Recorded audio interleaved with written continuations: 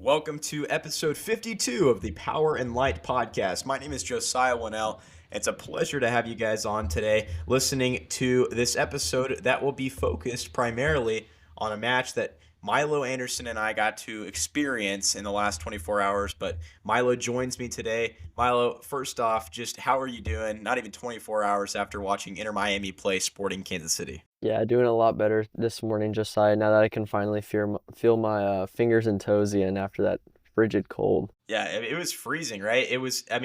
Freezing is not even the right word to say because it was colder than freezing, if that's even possible. Milo, I had the ability to go inside if I needed to. Now, I was still really cold, but you pushed through, you made it through the entire game near the field. How was the temperature near the field? But also, what were the common tactics that you saw fans doing to combat that weather? Yeah, we all made it through that 90 minutes. It was rough, but a lot of people were wrapping themselves in blankets. Like my friend Taggart had a blanket around himself. A lot of people were covering their faces except for their eyes. Yeah, lots of big puffy coats. You could see all the breath in the air, so it made it a little harder to see, but it was all right. It was a fun game, and yeah, I'm glad I went. Glad I toughened up through that weather. Yeah, it was a good game, and let's break it down. So that first half, well, first of all, they come out their warm ups both for both teams very short. It was very limited. By the time that we arrived on the field, they were already walking inside because of how cold it was, really. But then also we start off the match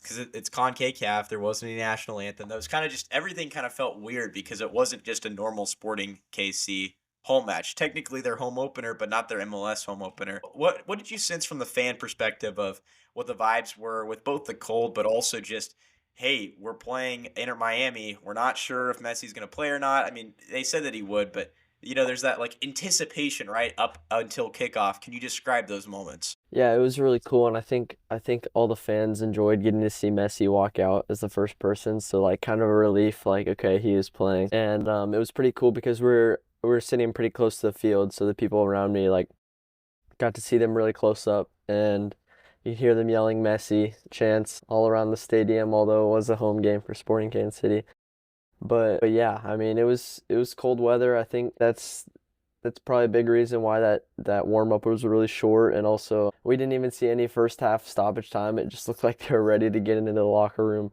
go warm up. So yeah, the cold definitely played a big factor into this game.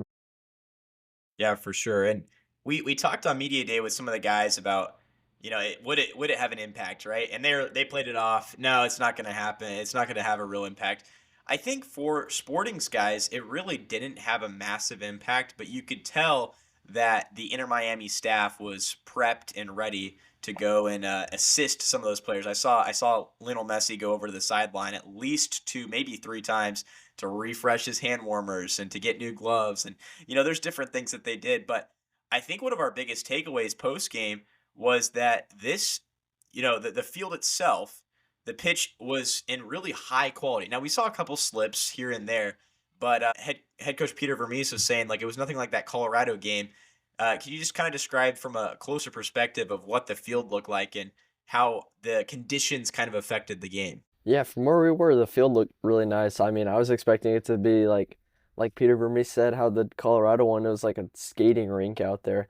I was expecting it to be a lot maybe more icy or hard, but it looked really nice. The corner we were sitting in, there was a little bit of slippery spots. We saw a few guys slip down there, but looked like the rest of the field was really nice. But one thing that I really think affected the game a lot was the ball. When the weather is like that and it's really cold, the ball seems to get harder and heavier, and so that's why we saw a lot of the lob passes, a lot of the through balls through the air, switching it across the field. It all ended up short, and the defender was able to intercept it because the ball just died in midair. We barely saw corner kicks that could make it past the first defender because everything was just under hit with this ball.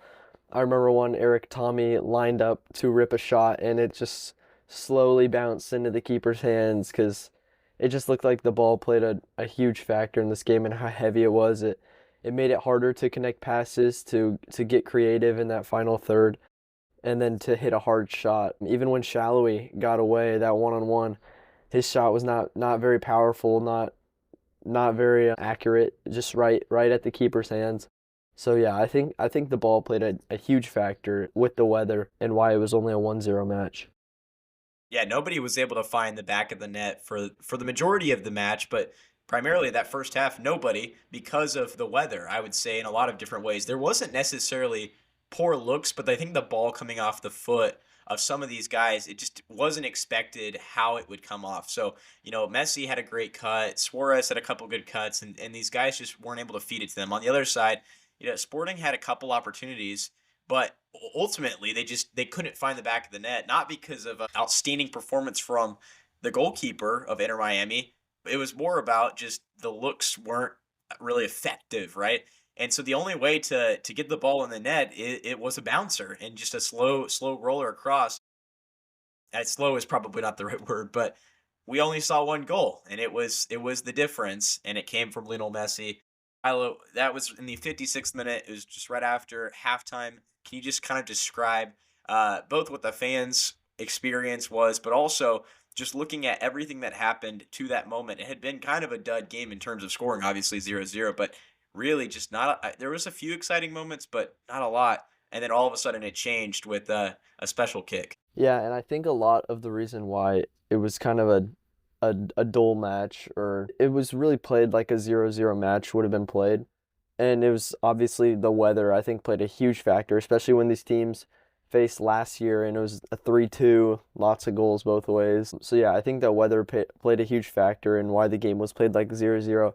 But yeah, that one goal was really really good from, first of all, Busquets looks across the field and plays it, and I remember thinking Tim Leibold and Eric Tommy were both standing around Messi, but neither one of them decided to put a body on him. And you can't give that time to Lionel Messi because it's already too much time. And so he has a wonderful first touch, brings it down from his chest, and then you think he's gonna cut on his left foot like he always does, find that corner, but he brings it over to his right, gets down that side, and once he has a look at goal, I mean, it's Lionel Messi, and he puts those away more often than not. He didn't need a lot of pace on the shot, but he put it right in the corner. Scamp really couldn't do much about it.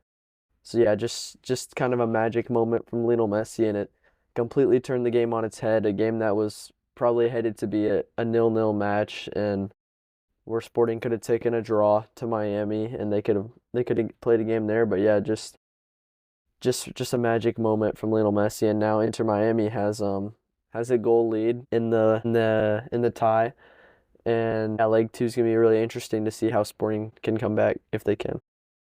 Yeah, I think one of the biggest takeaways I had in that post-game press conference is we talked to both the coaches from Sporting and from Inter Miami. And Inter Miami said, this is just the first half. We're up 1-0 at halftime. But when you talk to Peter Vermees, though, he's like, no, no, no, no, I'm focused on the MLS opener. There's two different mentalities. Why do you think that's the case? And which one, I mean, just personally, do you think is the right one? Well, I mean, it's just different coaching from different coaches. I don't know if really there's a reason why. I wouldn't know that. You'd have to talk to them. But yeah, I think Peter Vermees is really excited to get this MLS season on the road. Maybe he didn't expect his team to get through this round of the Champions Cup. I mean, it's Inter Miami. It's not an easy one. Of course, he's gonna want to. They're still gonna try to get through, but I think he's really focused on seeing how they progress through the MLS this year because of last year finishing 13th in the West, and they really want to step that up and start on the right foot this time. For Inter Miami, always when you win the first game, you never want to just think it's over. It's smart by Mascherano to get into his team's head like this is just halftime, like the job's not done yet, because it's easy to get ahead of yourself and think that since you have a lead, you can just sit back and you'll just progress to the next round. But I think it's important for him to tell his team, and especially with so many veterans on that team, they can help tell the younger guys like the job's not done yet. If you're into Miami, it's just a one goal lead, which can go away very quickly, and it's definitely a very dangerous lead in soccer. Yeah, I think the biggest thing to look at is, this Sporting team played well though. When you look at the talent level that's on Inter Miami, based on what you saw last night, in the mentality of this is a two-half game, and the first one is match, and the first one's over, and Inter Miami's up 1-0. What do you think Sporting's odds are to go and maybe force what an overall draw would look like, or even go and take a lead in much better conditions, and also a home court advantage for Inter Miami? Yeah, I'm really interested to see how the second leg goes, especially with all the tactics between the two managers, the chess game, the game within the game. I'm interested to see if, Vermees brings his team out more aggressive because they need that goal. They need to win by two in order to advance. And also with Miami, they're at least last year we saw their defense is definitely the weak part of their team. They make a lot of mistakes, so if Sporting Kansas City can put them under a lot of pressure, force a lot of mistakes out of that defensive line, and then hopefully put away those mistakes, put away those chances, they can really get themselves back into this game, back into this doubleheader with Inter Miami. But yeah, it's really going to be important who scores that first goal because you really can't go down 2-0 on the road because now you're going to have to score 3 goals unanswered against a team like Inter Miami. And if you're Sporting Kansas City and you get that first goal and it's a 1-1 game, it's just a completely new match. Everything's level again, and now all you need is one more goal to advance. So yeah, just really looking forward to see how the second leg plays out, and also just how these teams set up their how the coaches set up their teams and how that plays out on the field. There's one thing that you mentioned to me on the way to the match that I was kind of surprised by, but I've thought about it a little bit more, and it kind of reminds me of a high school rec basketball team. And here's what I'll explain.